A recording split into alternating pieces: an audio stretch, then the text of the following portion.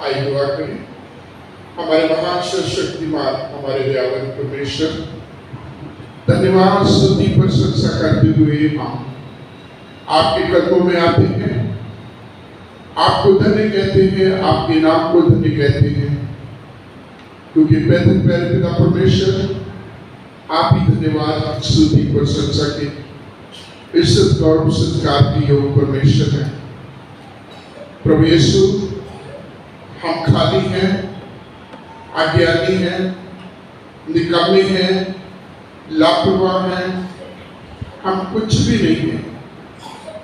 आपका अनुग्रह, आपकी दया, आपकी कृपा चाहते हैं, आपके आत्मा की प्रभु सामर्थ चाहते हैं, ताकि हम आपकी पवित्र वाणी को समझ सके और अपना जीवन पिता परमेश्वर आपके वचनों के अनुसार व्यतीत कर सके। जब तेरे वचनों के ऊपर मनन करते हैं, आपका पवित्र आत्मा हमारी अगुवाई करे। प्रार्थना हम अपने प्रभु और उद्धारकर्ता मसीह यीशु के नाम से मांगते हैं। इफिसियों की पत्री पौलुस की वो पत्री है जहाँ प्रभु पौलुस रोम में या इफिसस में जेल में थे, और इस समय उन्होंने पत्र लिखी। ये पौलुस की तीसरी यात्रा के समय की है। पहली सदी में जब कलीसिया की स्थापना हो जाती है, इफिसियों की पत्री को जब हम पढ़ते हैं तो इसका काफी सिमिलरिटी जो है कुलुस्सियों की पत्री के साथ होती है, जिनको क्वीन ऑफ द एपिस्टल कहा जाता है, पत्रियों में सबसे उत्तम जावानी। इफिसियों की पत्री का उद्देश्य जो है, परमेश्वर प्रभु यीशु मसीह के द्वारा सब बातों में प्रभु को प्रदान करते हैं। अब इसके पहले अध्याय का जो हमने 10वां वचन पढ़ा है, तो ये इस पत्री का थीम है, विषय वस्तु है कि परमेश्वर ने समयों के पूरे होने का ऐसा प्रबंध हो कि जो कुछ स्वर्ग में है या जो कुछ पृथ्वी पर है, सब कुछ वो मसीह में एकत्रित करे। आप इस पत्री को पढ़ते जाएंगे और आप बहुत सारी जगहों पर जो है इस बात को पाते जाएंगे कि परमेश्वर प्रभु यीशु मसीह में होकर हमें तमाम आशीष देता है। प्रभु यीशु मसीह में होकर वो हमें अपने स्वर्गीय घराने में वो हमें शामिल करता है। तो पहली चीज, इस पत्री का सबसे मुख्य संबंध परमेश्वर और प्रभु यीशु मसीह में है।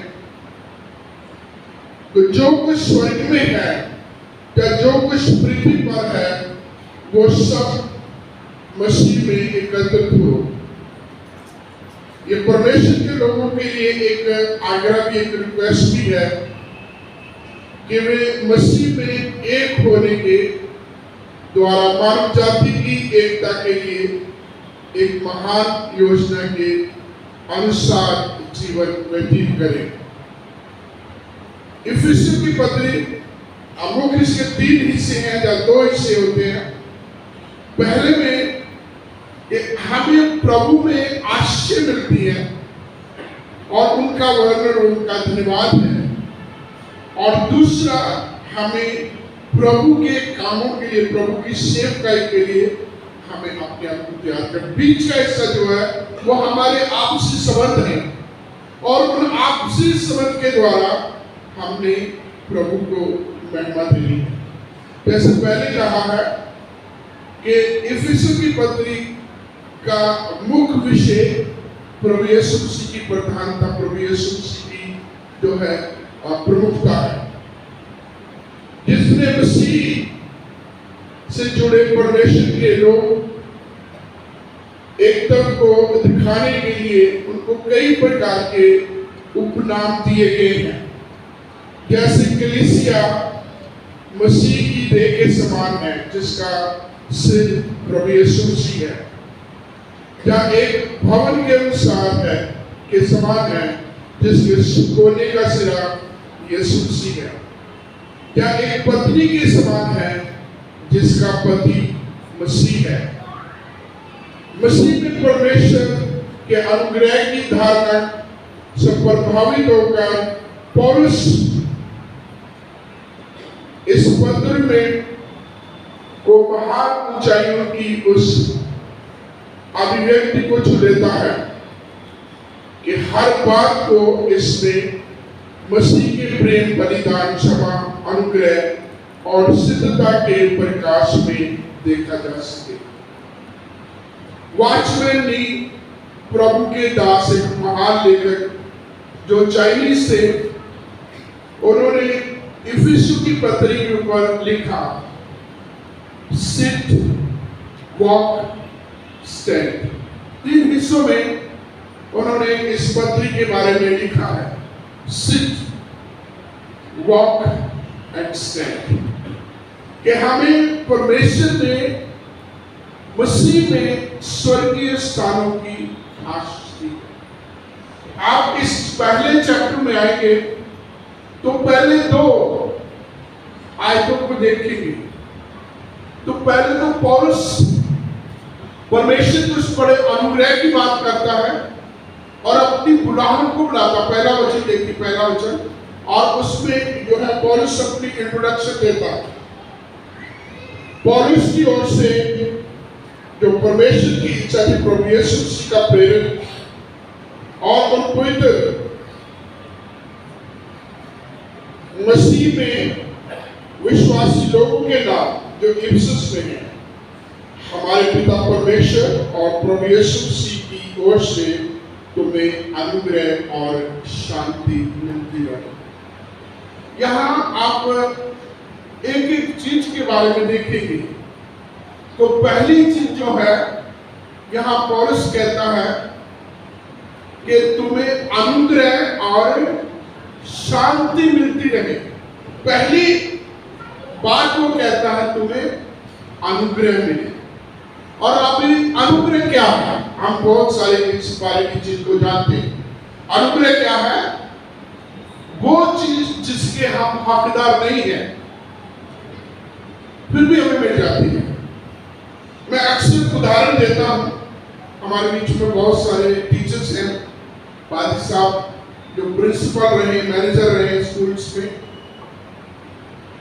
हम अपने बच्चों के बारे में एक बात कहते हैं, खास करके हमारे जमाने में हुआ करता था,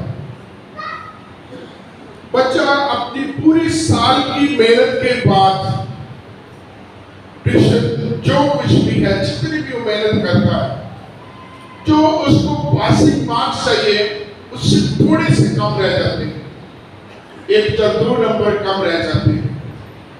तो टीचर इस चीज के ऊपर सोचता है कि बच्चा पास होते होते रह रहा है, तो अपनी ओर से उसे 2 नंबर दे देता है। मान लीजिए उसे 35 नंबर चाहिए और उसने स्कोर की है 33, तो टीचर जब काउंट करता है, कैलकुलेट करता है और देखता है कि उसको 2 नंबर अपनी तरफ से दे दिए, तो टोटल उनके 35 हो गए, ताकि वो पास हो गए। तो इसे क्या कहते हैं? Grace marks. और हिंदी में क्या कहते हैं? अनुग्रह। उर्दू में बोलते हैं फजल। फजल, अनुग्रह, ग्रेस। अर्थात जिसके योग नहीं थे हम, फिर भी हमें मिल गया। और पौलुस इफिसियों की पत्री को क्या कहता है कि हमारे पिता परमेश्वर की ओर से तुम्हें अनुग्रह मिले और दूसरा तुम्हें शांति। मेरे प्रियो, अनुग्रह, शांति हम कब हम महसूस करेंगे? जब तक हम पर अनुग्रह नहीं होगा। अनुग्रह बहुत जरूरी है। आगे जैसे आप पढ़ेंगे, पहले अध्याय में, दूसरे अध्याय में, तीसरे अध्याय में आपको ये वोकैबुलरी मिलती जाएगी। दूसरे अध्याय में कहता अनुग्रह से तुम्हारा उद्धार। तुम जो पहले मुर्दे थे, अनुग्रह से के द्वारा परमेश्वर ने तुम पर दया की और तुम्हें जीवन किया।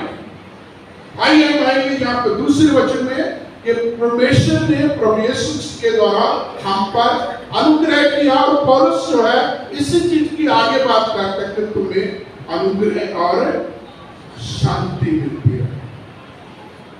तीसरा वचन देखिए, तीसरा वचन पढ़िए जल्दी जल्दी। हमारे हमारे प्रभु यीशु मसीह के परमेश्वर और पिता का धन्यवाद हो कि उसने हमें मसीह में स्वर्गीय स्थानों में सब प्रकार की आत्मिक आशीष दी है। हमारे प्रभु यीशु मसीह के परमेश्वर और पिता का धन्यवाद हो कि उसने हमें स्वर्गीय स्थानों की सब प्रकार की आत्मिक आशीष दी है। मुख्य वचन क्या है कि परमेश्वर ने हमें आशीष दी है, और वो कौन सी है? स्वर्गीय स्थानों की आत्मिक आशीष। और चार बातें कहते हैं, हमारे पिता परमेश्वर का, हमारे प्रभु यीशु मसीह के परमेश्वर का धन्यवाद हो कि उसने हमें स्वर्गीय स्थानों की सब प्रकार की आत्मिक आशीष दी है। हमें आशीष दी है, लेकिन कौन सी? दुनिया की नहीं। एक अनफॉर्चुनेटली बहुत एक जो है हमारे गलत शिक्षा चल रही है। आज चर्च के बीच में हम पासवान लोग उस शिक्षा को हम देते हैं। हमारे बीच में हमारे बहुत सारे साथी लोग देते हैं, जिसको हम बोलते हैं थियोलॉजी ऑफ प्रॉस्पेरिटी, कि प्रभु यीशु मसीह को आपने ग्रहण कर लिया तो सब ठीक ही होगा, तरक्की होगी, उन्नति होगी, तुम्हारे तमाम शारीरिक रीति से और संसारिक तौर पर धन दौलत हर चीज तुम्हारे पास है। और ये कलीसिया के लिए बहुत बड़ा खतरा है, क्योंकि प्रभु हमें तमाम चीजें देता है, इसमें कोई शक नहीं है। लेकिन उसके लिए क्या है कि कष्ट भी है, दुख भी है, ये तमाम चीजों को भी हमने सहना। खास करके आप मत्ती की इंजील उसके चैप्टर 6 वर्स 33 पढ़ेंगे तो उसमें लिखा है, पहले उसके राज और उसकी धार्मिकता की, फिर कहता है आगे आशीष। तो पहले क्या है? उसके राज को और उसकी धार्मिकता की खोज करना। तो उसके बाद प्रभु का वचन कहता है, तमाम चीजें, दुनिया की तमाम चीजें तुम्हें फ्री में मिल जाएंगी। तो बहुत बार क्या होता है कि प्रभु यीशु मसीह को ग्रहण कर लो, तौबा कर लो, पश्चाताप करके तुम बपतिस्मा ले लो, तो सब कुछ ठीक हो जाएगा। चर्च में आ जाओ, सब कुछ सही हो जाएगा। जबकि चर्च में चर्च के लोग, चर्च के लीडर, वो खुद भी इन तमाम चीजों से सफर करते हैं। तमाम चीजों में वो भी इनका असर उनके ऊपर भी होता है। तो मसीह में आना, दुख उठाना, मसीह में आना, दुखों के द्वारा जो है हमें उन स्वर्गीय स्थानों की आशीष को प्राप्त करना। प्रभु का वचन भी कहता है, दुनिया में धन मत इकट्ठा करो, दुनिया में धन मत इकट्ठा करो, क्योंकि यहाँ चोर भी लगेगा, यहाँ काई भी लगेगी, यहाँ कोई हिस्सेदार भी आएगा। अपना धन कहाँ इकट्ठा करना है? स्वर्ग में। यहाँ कोई भी हमसे उसका हिस्सा बांटने वाला, वहाँ किसी प्रकार का खतरा नहीं है। और पौलुस कहता है कि हमारे पिता परमेश्वर का धन्यवाद हो जिसने हमें स्वर्गीय स्थानों की सब प्रकार की आत्मिक आशीष दी है। दुनियावी नहीं, संसारिक नहीं, आत्मिक स्वर्गीय स्थानों की आशीषों से उसने हमें परिपूर्ण किया है।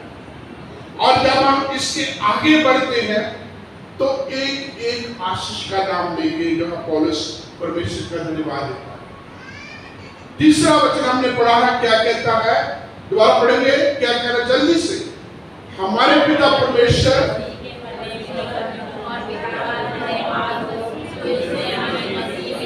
स्वर्गीय स्थानों की सब प्रकार की आत्मिक आशीषों से परिपूर्ण कर, सब प्रकार की आत्मिक आशीषें दी है। अगला वचन पढ़ेंगे,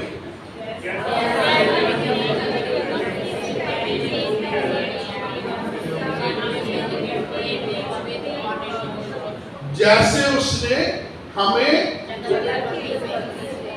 उसने क्या किया है? चुन लिया।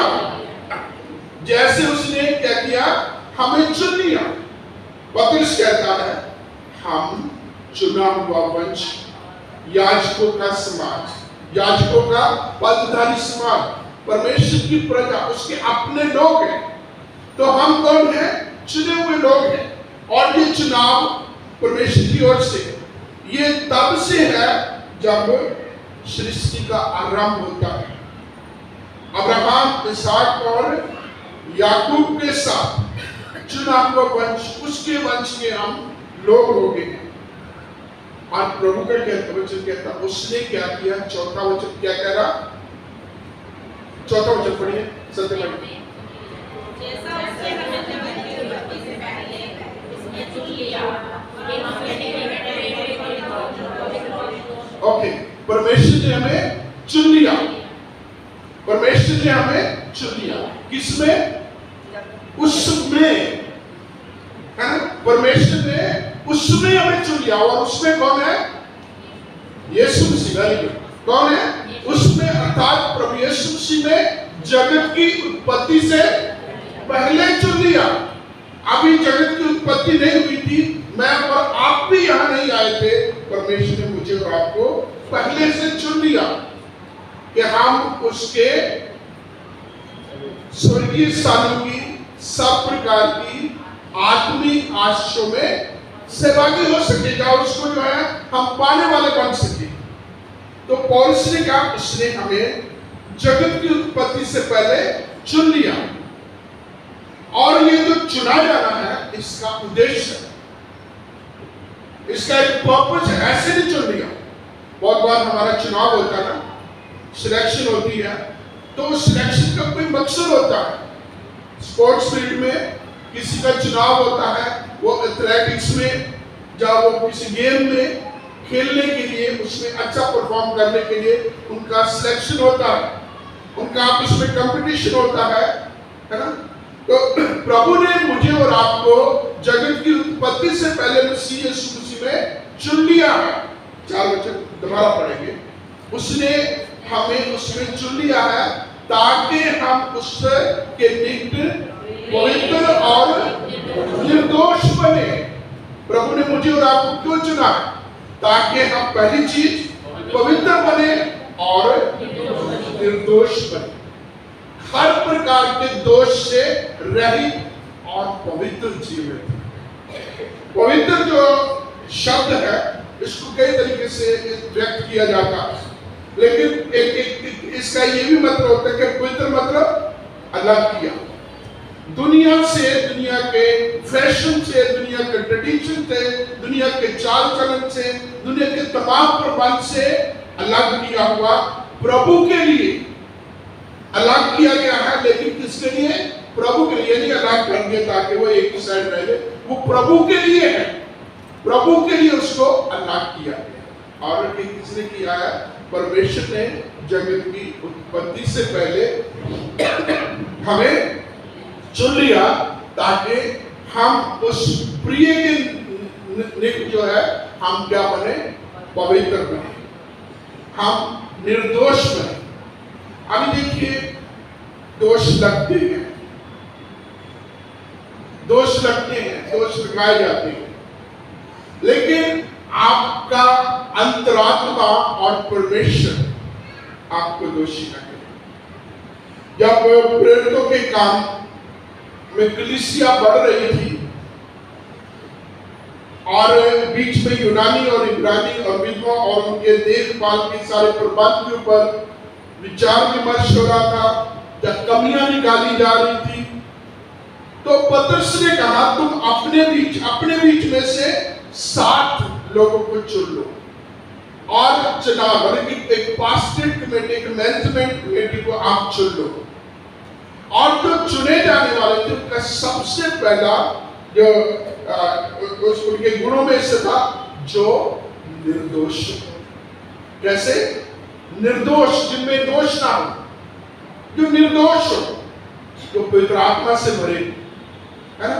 जो जो जो इन तमाम चीजों में जो है प्रभु की मर्जी के अनुसार चुने गए। तो हम परमेश्वर का धन्यवाद देते हैं। पहली बात, उसने हमें स्वर्गीय सब प्रकार की आत्मिक आशीष से परिपूर्ण किया, या आत्मिक आश में मेरे और आपके लिए की है। और दूसरा, उसने हमें जगत की उत्पत्ति से पहले चुन लिया। आगे बढ़ते जाएंगे तो हमें एक एक प्रभु की उस आत्मिक आशीष के बारे में पता चलेगा। हमें चुन लिया कि हम उसके लिए प्रेम में पवित्र और निर्दोष हो और अपनी इच्छा के भले अभिप्राय के अनुसार हमें अपने में पहले से ठहराया कि मसीह के द्वारा हम उसके लेखपालक पुत्र पुत्रियां बन सके। हमें ठहराया, हमें ठहराया मतलब हमें इसमें भी करना, हमें नियुक्त किया कि हम मसीह में परमेश्वर के लेखपालक पुत्र और पुत्रियां बन सके। अभी लेखपालकपन क्या है? ये बहुत ही एक जो है एक क्या बोलते हैं कानूनी कार्रवाई की तरह में बोलता अडॉप्शन। लेखपालकपन में किसी को लेकर पालना। हम स्वभाव से परमेश्वर की संतान नहीं है। आदम और हवा के समय से पाप आया और पाप के द्वारा के साथ जो है हमारी संगति, आदम हवा की, मेरी, आपकी, हम सब की संगति टूट गई। हम उससे अलग हो गए। हम उसकी संतान की बजाय हम जो है दुनिया में आ गए। तो परमेश्वर ने प्रभु यीशु मसीह के द्वारा हमें अपनी लेखपालक संतान बनाया। यूहन्ना की इंजील उसका पहला अध्याय 12वां वचन बहुत ही कॉमन है, बहुत ही मशहूर है और बहुत सारे लोगों को ये याद है। हमें से किसको याद है?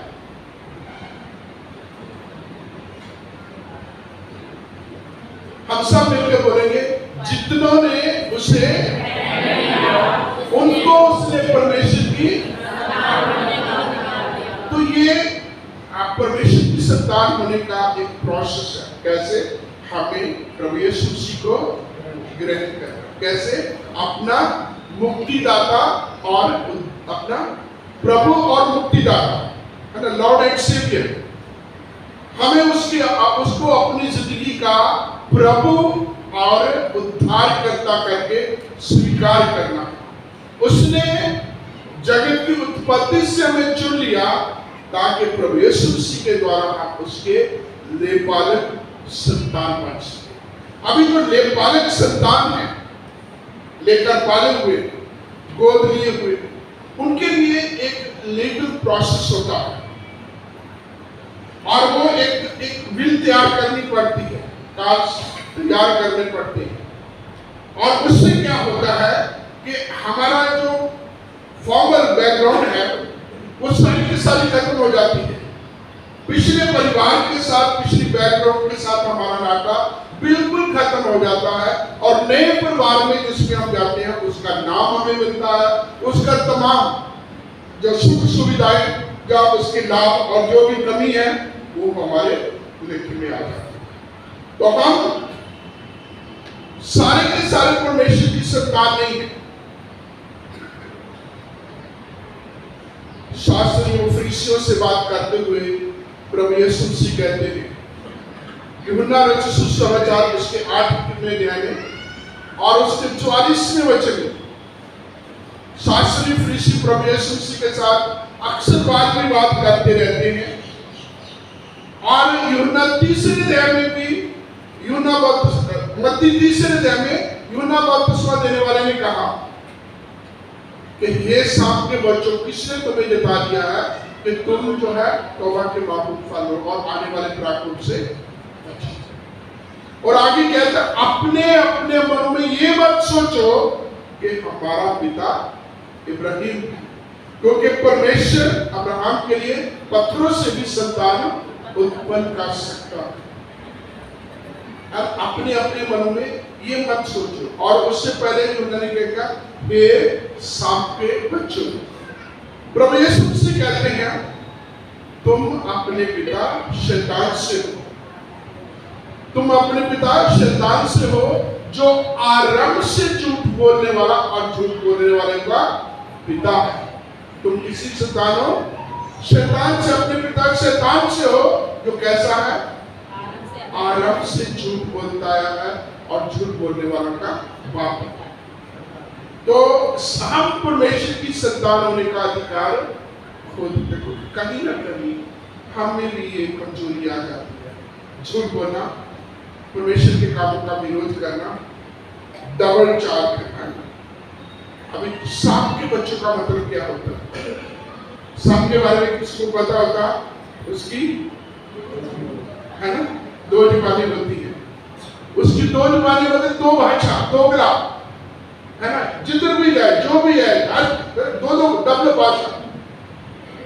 और इसको परमेश्वर को समझने का प्रकाशित वाक्य में प्रभु यीशु मसीह कलीसिया के दूत को कहता है, तू ना तो गर्म है और ना, है ना तो गर्म है ना सर्द है ना। इससे अच्छा कि एक चीज हो जाता, या गर्म होता या ठंडा होता। तू क्या है? बीच का, है ना, गुण तो बीच का है। और ये जो दोगली भाषा बोलने वाला वो बीच के भी है, इधर को भी कुछ करेंगे उधर को भी कुछ करेंगे, हर किसी के साथ को मिले रहने की प्रयास करेंगे। कहीं ना कहीं तो वो गलत बोलते होंगे, कहीं ना कहीं तो वो झूठ बोलते होंगे। ये तो है नहीं कि दोनों के साथ मिले हुए और दोनों के साथ सच बोल रहे होंगे। तो क्या है? तुम अपने बाप शैतान से, जो आराम से झूठ बोलने वाला और झूठ बोलने वाला कबाब है। सांप के बच्चों में दोगली भाषा वाले, झूठ बोलने वाले। प्रेरितों के काम में हम देखते हैं समान टोना परमेश्वर के दासों का विरोध करता है और पवित्र आत्मा के काम में बिगाड़ करता है। और वचन में लिखा, पौलुस ने टिप्पणी लगा के उसे कहे, शकल धर्म के दासदारी, शैतान की शैतान, तू कब तक परमेश्वर के कामों का विरोध करता है? बहुत बार हमारी कलीसियों में खास करके ये होता है, हमारी कम्युनिटीज में ये होता है कि हम परमेश्वर के काम में हम खुद रुकावट डालते हैं। हम एक लॉबी बना लेते हैं और लॉबी में पहले से लोगों को बता देते हैं कि ये फैसला करना है, वो भले चर्च की फेवर में हो, चर्च के खिलाफ हो। हम एक लॉबी बना देते हैं, तो कहीं ना कहीं डायरेक्ट इनडायरेक्ट हम परमेश्वर के कामों का विरोध करने वाले बन जाते हैं। और ये प्रेरितों के काम में एक बहुत बड़ी, बहुत ही अच्छी उदाहरण है। उनका नाम है गमेलियल, अपने समय में सबसे बड़े स्कॉलर, जो पौलुस के भी टीचर थे। जब कलीसिया बढ़ने लगी, चेला को हियाव जो है, उस समय के धार्मिक लोगों ने देखा, उन्होंने देखा और इनके ऊपर बैन लगाते थे, कभी भी प्रभु यीशु मसीह का नाम तुमने नहीं लेना, इस नाम की कभी भी चर्चा नहीं करनी। और चेलों का जवाब क्या था कि तुम ही इंसाफ करो, क्या परमेश्वर की बात से ज्यादा मनुष्य की बात माने। तो वचन में डांट फटकार के बैठ लगा के उनको बाहर निकाल दिया गया। और ये गमलीएल जो है, ये कहता है कि सोच समझ के कदम उठाओ, सोच समझ के काम लो। उसने इतिहास की बातों को बताया, यहूदा के बारे में बताया और लोगों के बारे में बताया कि वो समय समय पर लोग उठे, कुछ लोगों को अपने पीछे किया और जैसे वो खत्म हो, वो मोमेंट भी खत्म हो गई। लेकिन ये मोमेंट जो है बनी हुई है। प्रभु यीशु मसीह को बेशक जो भी तुमने करवाया वो हो गया, बर्बाद किया, जी उठा, लेकिन ये लोग जो है, इनका जोश देखो, इनका कॉन्फिडेंस देखो, ये प्रभु यीशु मसीह का नाम लेने से पीछे नहीं हट रहे। कहीं ऐसा ना हो कि जाने अनजाने में हम परमेश्वर के कामों का विरोध करना शुरू करें। इसलिए सोच के साथ तुम काम करो। तो गमलीएल ने, जो बड़े अच्छे, जो बहुत ही बड़े जो है शिक्षक थे, विद्वान थे, उन्होंने उस समय के यहूदी अगुओं से कहा कि इन लोगों से थोड़ा सा सावधान रहो। किनसे? प्रभु यीशु मसीह के चिन्हों से। और यही चीज जो है परमेश्वर का पवित्र वचन कहता है। बहुत बार जाने में अनजाने में हम परमेश्वर के कामों का विरोध करते हैं, और जब हम परमेश्वर के कामों के ही विरोध में हो जाते हैं तो हम परमेश्वर के लोग कहाँ हैं? तो परमेश्वर ने प्रभु यीशु मसीह के द्वारा, प्रभु यीशु मसीह को कुर्बान करने के द्वारा मुझे और आपको अपनी लेखपालक संतान बनाया। गलातियों के पत्र उसके 4 अध्याय में हम पढ़ते हैं, जो हम अक्सर क्रिसमस के दौरान इस वचन को पढ़ा जाता है कि जब समय पूरा हुआ, परमेश्वर ने अपने पुत्र को इस पृथ्वी पर भेजा, जो शरीर से उत्पन्न हुआ और व्यवस्था के अधीन उत्पन्न हुआ, ताकि हम जो व्यवस्था के अधीन हैं हमें मोल लेकर के अपनी लेपालक संतान, ताकि व्यवस्था के अधीनों को मुक्त करे और हमें अपने लेपालक संतान बनाए। तो परमेश्वर ने प्रभु यीशु मसीह में अपने लेपालक संतान बनाया, जिसके लिए पौलुस कहता है हम अपने पिता परमेश्वर का धन्यवाद देते हैं, जिसने हमें स्वर्गीय स्थानों की सब प्रकार की आत्मिक आशीषों से परिपूर्ण आत्मिक आशीष हमें दी है। दूसरी चीज जो हम देखेंगे, पहला उसने हमें चुना ताकि हम पवित्र और निर्दोष बने। आगे हमने देखा कि उसने अपनी लेपालक संतान बनाया। और आगे देखेंगे अगला वचन 6 वचन, उसके उस अनुग्रह की महिमा की स्तुति हो जिसे उसने हमें उस प्रिय में सेत में दिया। कैसे दे दिया? इसलिए हमें कोई मेहनत नहीं करनी। हम आज परमेश्वर की संतान है, हम विश्वासी हैं, हमने कुछ नहीं की, कोई मेहनत नहीं करनी। ये सब कुछ परमेश्वर ने प्रभु यीशु मसीह के द्वारा खुद डिसाइड करके पहले से उसने हमें सेत में दिया, हमें फ्रीली दिया।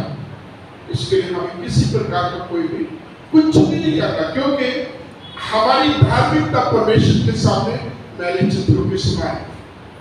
हमारे अपने काम, हमारे अपने भले काम परमेश्वर के सामने फिल्दी रैग्स हैं। तो हमारे कामों के अनुसार हम कभी भी धार्मिकता को प्राप्त नहीं कर सकते। अगर कामों के द्वारा हम धार्मिकता को प्राप्त करते हैं तो परमेश्वर का पवित्र वचन कहता है लूका की इंजील में कि दो जन प्रार्थना करने के लिए उनमें से एक जन अपने बड़े बड़े कामों की चर्चा कर रहा है। ये परमेश्वर तू जानता है, मैं व्यवस्था को पढ़ता हूँ, मैं उपवास करता हूँ, मैं दान देता हूँ, मैं तमाम उन चीजों को पूरा करता, मैं बुरे काम नहीं करता, गलत काम नहीं करता। और उससे साथ एक व्यक्ति खड़ा था जिसके बारे में वचन कहता है उसने अपनी छाती पीट पीट करके कहा, हे प्रभु मुझ पापी पर ध्यान दे। काम करने वाला कौन था? जिसने अपने काम गिन गिन के बताए, वो करता था, लेकिन कामों के अनुसार कभी भी किसी का चुनाव नहीं है, किसी का उद्धार नहीं है, किसी को आशीष नहीं है। लेकिन जो नम्र और दीन करता, अपने आप को परमेश्वर के हाथों में समर्पित करता, परमेश्वर का वचन कहता है वो धर्मी नहीं, परंतु वो जिसने अपने पापों को स्वीकार के नम्र किया, वो उद्धार प्राप्त करके अपने घर पहुंचा। उसने कुछ नहीं किया, उसको फ्री में मिल गया, उसको ऐसे मिलकर सेंट में मिल गया क्योंकि उसने अपने आप को नम्र किया। 7 वचन, हमको उसमें उसके प्रभु के द्वारा छुटकारा अर्थात अपराधों की क्षमा उसके उस अनुग्रह के धन के अनुसार मिला है। सारे बोलो हालेलुया। हालेलुया। क्या पता हमें उसमें उसके प्रभु के द्वारा छुटकारा अर्थात पापों की क्षमा मिली। और ये बहुत बड़ी बात है, छुटकारा या पापों की क्षमा, दो अलग अलग शब्द हैं और ये हर एक व्यक्ति की जरूरत है। हर किसी को छुटकारा चाहिए, किसी भी फील्ड में चले जाओ, किसी भी परिस्थिति में चले जाओ, कहीं भी चले जाओ, किसी के साथ भी हो जाओ, हम छुटकारा पाना चाहते हैं। कहीं भी चले जाओ, हमारे कुछ अपने मित्र होते हैं, अपने जानकार लोग होते हैं, हम उनसे छुटकारा पाना चाहते हैं। कई कॉल्स हमें आती हैं, हम उनको छुटकारा पाते हैं। डीएनटी लगाया होता है ना, हम छुटकारा पाना चाहते हैं। फ्रॉड कॉल्स आती है हमें, हम छुटकारा पाना चाहते हैं, हम उनसे बचना चाहते हैं। और यहाँ परमेश्वर ने हमें छुड़ाया। हम गीत गाते हैं, यीशु ने हमें छुड़ाया है। और कितने ऐसे गीत गाते हैं छुटकारे के बारे में, प्रभु यीशु मसीह के द्वारा परमेश्वर ने जो हमारा छुटकारा, कितने गीत गाते हैं, कितनी उसकी महिमा, उसकी वर्शिप करते हैं गीतों के द्वारा कि उसने हमें छुड़ाया। और ये छुटकारा जो है, ये पुराने नियम में परमेश्वर का एक फलसफा चला है। पुराने नियम में जब हम व्यवस्था की किताबों को पढ़ते हैं, लेवी व्यवस्था को पढ़ते हैं, तो उसमें छुटकारे की बात करते हैं। जब हम निर्गमन की पुस्तक पढ़ते हैं, 13वां अध्याय, छुटकारे की बात आती है। जब इस्राएलियों को गुलामी से स्वतंत्र होके अब प्रतिज्ञा की उस देश की तरफ आना है। जब मिस्र की उस लंबी गुलामी से उनको छुटकारा पा करके आप निकलना है, तो वहां छुटकारे का कोई चिन्ह है। और क्या किया परमेश्वर ने मूसा के द्वारा इस्राएलियों को जो है संदेश दिया, मैसेज भेजा कि आज रात हर कोई अपने अपने दरबार की चौखट पर मेमने का लहू लगा, ताकि जिस घर के चौखट के ऊपर मेमने के लहू का या लहू का निशान होगा उसको छोड़ दिया, उसका छुटकारा हो जाएगा। और परमेश्वर का पवित्र वचन कहता है वहां जब मौत का फरिश्ता आता है, मौत का फरिश्ता आता है, तो वहां जिन जिन घरों पर लहू का निशान नहीं था उनके पैलोठे मारे गए। आधी रात को चीख चहाट शुरू हो जाते, रोना कुर्राना शुरू हो जाता, लेकिन गोशेनवासी इस्राएली बड़े आराम से थे। और उस समय विवशों करके फिरौन को इन लोगों को छोड़ना पड़ा। मेरे अपने देश में जहां वो जाना चाहते थे उसमें जाना छुटकारा। आगे जब हम बढ़ते हैं, जब मिस्र से निकल के आ रहे हैं, तो प्रभु ने इस्राएलियों के पहलौठों को बचाया था।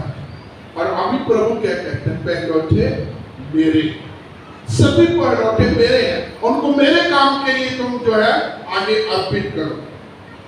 और यदि उनसे उनको छुड़ाना है तो तुम्हें अपने लिए एक बलिदान करना पड़ेगा। वो क्या है, मेमने का बलिदान करना पड़ेगा। और इस्राएलियों ने अपने मेल जो के बेटे बनते थे पहलौठे, उनके लिए वो एक विधि थी, एक उनके लिए व्यवस्था थी कि वो मेमने का लहू दे करके, मेमने का चढ़ावा चढ़ा करके अपने पहलौठों को छुड़ा लिया। इसको एक और छुटकारे की बात आती है जो हमारी जमीन जायदाद है, इसका भी एक जो है छुड़ाने का एक ढंग है, तरीका है जो परमेश्वर की व्यवस्था में दिया गया। आपके पास तंगी है, आपके पास पैसे नहीं है, आपको अपना घर परिवार चलाने के लिए फाइनेंशियल दिक्कत हो रही है, तो आप अपनी खेती-बाड़ी की जमीन को किसी को दे देंगे, या ये कहेंगे बेच देंगे, या लीज पर दे देंगे, और आप छुड़ा नहीं पा रहे हैं। लेकिन जब जुबली ईयर आएगा, अर्थात 50 साल आएगा, ऑटोमेटिकली वो जमीन तुम्हारे पास वापस आ जाएगी।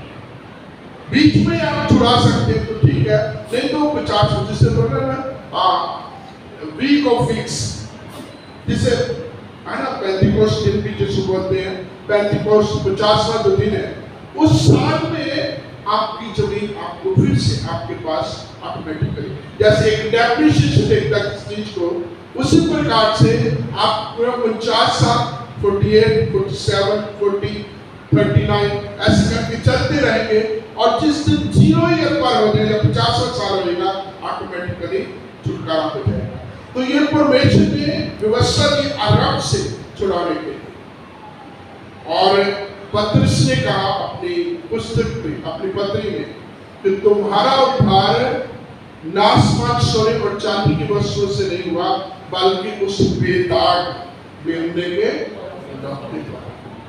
और परमेश्वर ने मुझे और आपको छुड़ाया, मुझे और आपको छुड़ाने के लिए उसने अपने इकलौते पुत्र प्रभु यीशु को इस दुनिया में भेजा, ताकि हम उस पाप श्राप उसकी व्यवस्था से छुड़ाए जा करके परमेश्वर में प्रभु यीशु मसीह के द्वारा मुक्त और आजाद हो सके। गीत गाते यीशु ने हमें छुड़ाया, और आगे उसके बारे में और भी, अब मैं आजाद हूँ, अब मैं स्वतंत्र हूँ, अब मेरे ऊपर जो किसी प्रकार का कोई बोझ नहीं। और दूसरी पहली चीज परमेश्वर का वचन कहता है, उसने हमें छुड़ाया, अर्थात पापों से हमारा बड़ी साथ वचन, हमको उसमें उसके लहू के द्वारा छुटकारा, अर्थात अपराधों की क्षमा, उसके उस अनुग्रह के धन के अनुसार। अब ये आखिरी बात आज अभी मैं आपके साथ शेयर करूंगा कि उसने हमें छुड़ाया, अर्थात पापों की क्षमा प्रदान की है, और पाप का और परमेश्वर का एक बहुत परमेश्वर पाप को बिल्कुल भी बर्दाश्त नहीं कर सकता, पाप से नफरत करता है और पाप को बर्दाश्त नहीं करता, क्योंकि परमेश्वर पवित्र है और उसके स्वभाव में जरा भी जो है किसी प्रकार की अपवित्रता की या पाप की कोई गुंजाइश नहीं, वो पाप को बर्दाश्त नहीं कर सकता। इसलिए हम देखते हैं कि प्रभु यीशु मसीह के ऊपर दुनिया जहान के पाप प्रभु यीशु मसीह के ऊपर डाल दिए। प्रभु यीशु मसीह ने कलवरी क्रूस के ऊपर चौथा वचन बोला और चौथे वचन में प्रभु यीशु मसीह ने चिल्ला करके पुकार करके कहा, हे मेरे परमेश्वर तूने मुझे क्यों छोड़ दिया। और उस जो है अलगाव का मतलब क्या था, उस अलगाव का मतलब था कि प्रभु यीशु मसीह के ऊपर दुनिया जहान के पाप थे और प्रभु यीशु मसीह की सूरत जो है बिगड़ चुकी थी। परमेश्वर पाप के साथ समझौता नहीं कर सकता और उसमें उसका इकलौता पुत्र भी हो तो उसको भी उसने छोड़ दिया और वो चिल्ला के कहता है, तूने मुझे क्यों छोड़ दिया। प्रभु यीशु मसीह जब मूसा परमेश्वर के अलग होने के महत्व को जानते हैं, उस चीज को समझते हैं, परमेश्वर से अलग होना क्या। मूसा ने जो इतने सालों से लंबे समय से परमेश्वर की बात को जुड़ी को महसूस किया, परमेश्वर से सामने आमने सामने उसके साथ आमने सामने बात करता है, उसको पूरी डायरेक्शन देता है, उसके चुनाव से लेकर और आगे जो है मिस्रियों को कनान में भेजने तक उसके साथ बातचीत करता है। और प्रभु को मूसा को उससे अलग होना बिल्कुल भी पसंद नहीं। प्रभु यीशु मसीह ने चुनाव थे, तूने मुझे क्यों छोड़ दे कि प्रभु से अलग होकर, परमेश्वर से अलग होकर के हम कुछ भी नहीं कर सकते और प्रभु को ये चीज बिल्कुल भी मंजूर नहीं थी। इसलिए प्रभु यीशु चिल्लाए, पुकारे, तूने मुझे क्यों छोड़ दिया। तो हम पाप की वजह से प्रभु से अलग। रोमी की पत्री में हम आते हैं, 9 वचन 10 वचन 23 वचन था, इसी चीज के बारे में पढ़ते हैं। रोमियो 3:9 वचन पढ़ेंगे। तो फिर क्या हुआ, क्या हम उनसे अच्छे हैं? कभी नहीं, क्योंकि हम यहूदियों और यूनानियों दोनों को ये दोष लगा चुके हैं कि वे सब के सब पाप के वश में हैं। किसके वश में है? पाप के वश। अगला वचन पढ़े, 10 वचन। जैसा लिखा है, कोई धर्मी नहीं, एक भी नहीं। कोई धर्मी नहीं, एक भी धर्मी नहीं, कोई समझदार नहीं, एक भी समझदार नहीं, कोई परमेश्वर का खोजी नहीं, एक भी खोजी नहीं है, क्योंकि वो भटक गए अपने रास्ते के मुंह के बारे में, खुली खबर की तरह उनके कामों के बारे में, उनकी तमाम जो है तौर तरीके के बारे में लिखा है कि वो पाप के रास्ते पर, बर्बादी के रास्ते पर चलते हैं। और फिर हम आखिरी वचन जो इसमें आते 23, इन तमाम उस गतिविधियों को लिखते हुए पौलुस कहता है, क्योंकि सबने पाप किया और परमेश्वर की महिमा से रहित, परमेश्वर की महिमा से खाली। हम परमेश्वर का धन्यवाद देते हैं जिसने प्रभु यीशु के द्वारा अपनी महिमा में हमें बुलाया, अपनी महिमा में हमें शामिल किया।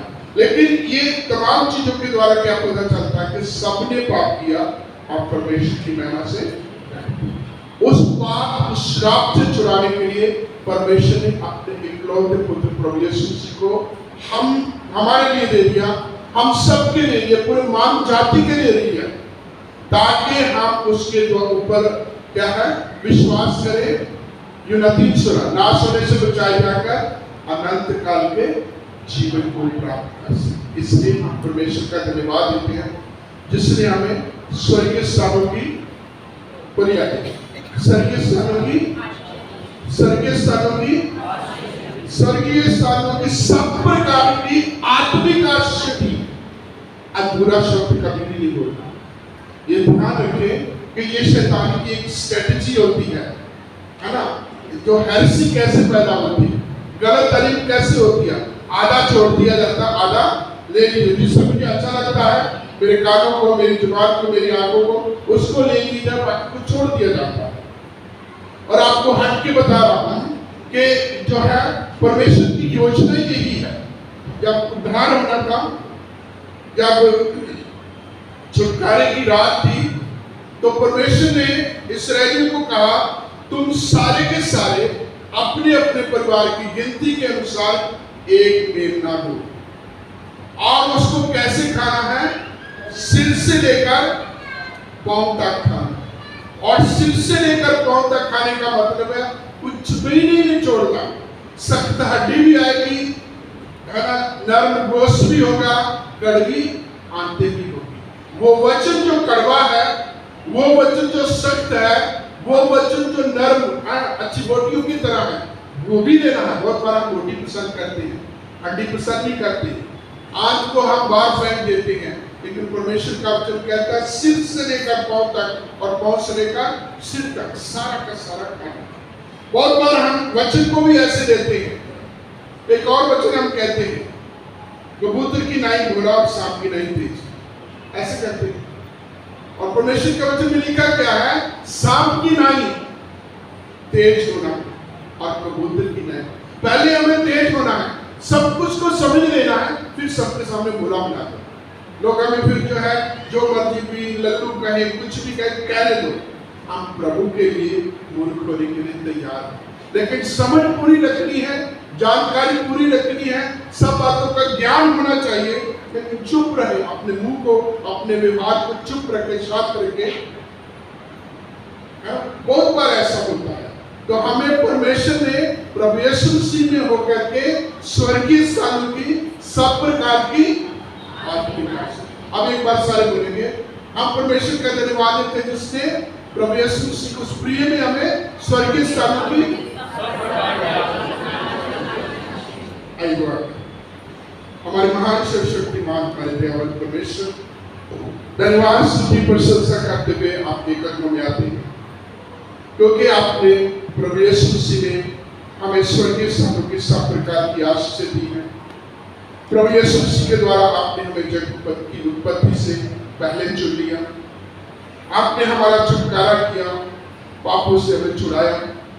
हम आपका धन्यवाद देते हैं उद्धार के इस बड़े कार्य के लिए जो आपने अपने प्रिय पुत्र प्रभु यीशु मसीह को, जो बेदाग मेमना था, जिसने ना तो पाप किया, जो पाप से अज्ञात था, उसको हमारे लिए आपने पाप ठहराया ताकि हम आपकी धार्मिकता बन सकें। तेरी इन आत्मिक आशीषों वरदानों के लिए हम आपका बहुतायत से धन्यवाद देते हुए हम सब अपने आप को आपके हाथों में समर्पित करते हैं। इस प्रार्थना को आपके कदमों में डालते हैं, विशेष के नाम से।